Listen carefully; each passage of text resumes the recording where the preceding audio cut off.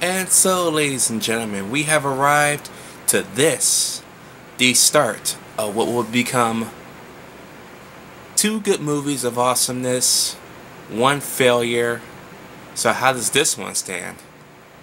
Well, let's find out.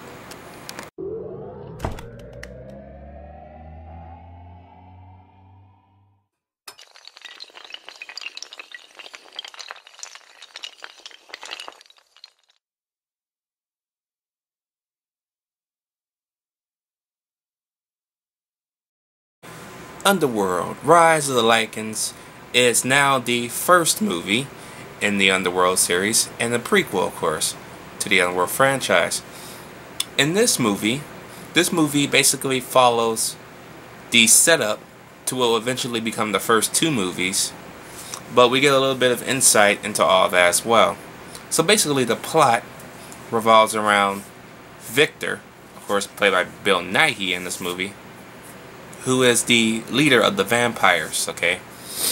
They have taken slaves, of course, and the slaves are the Lycans, kind of led by Lucien, okay, the guy from the first movie. So Lucien has been the vampires' basically trusted hand for a while. He looked over them, he protected them, but they still treat him like shit.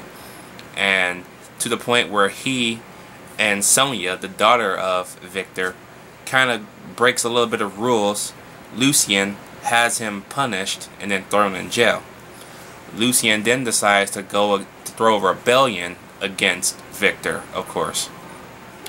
Also, keeping hidden from the fact that Lucien and Sonia kind of had a thing going on from Victor, until, of course, one of their vampire henchmen finds out about it and tries to blackmail them before Victor finds out about it. This movie was pretty good. It was pretty good. I actually kind of enjoyed it a little bit more than Awakening, because Awakening was the worst one in the franchise.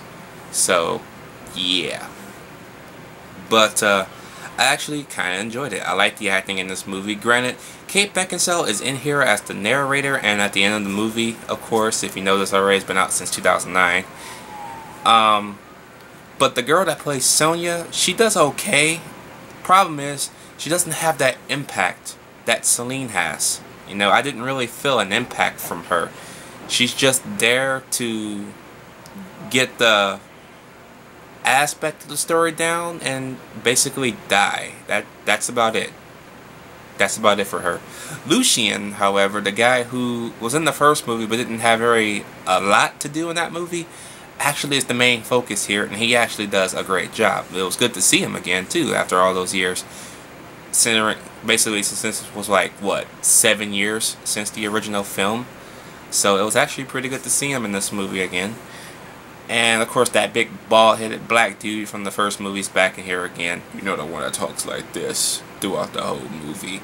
He was actually pretty good too. Now the effects.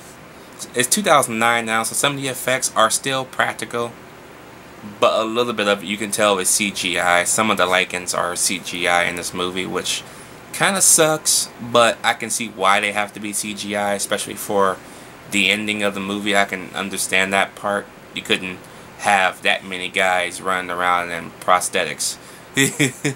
So eventually some of them would have to be CGI. And I'm okay with that. It didn't really do anything to hurt the story or anything like that. It was just, it was needed. I'll just say that part. But all in all, it's not a bad entry into the Underworld franchise. It could have been a little bit better though.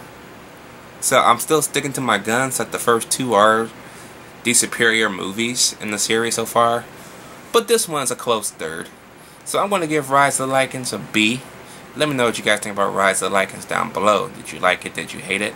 And what is your favorite Underworld in the franchise so far? I will link my review to Awakening down below, because I've already reviewed that when it came out 2 years ago. Damn, 2 years ago, huh?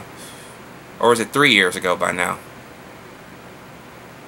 I think it's going on 3 years, I think. That was 2012, so yeah. Anyway, I'll see you guys later.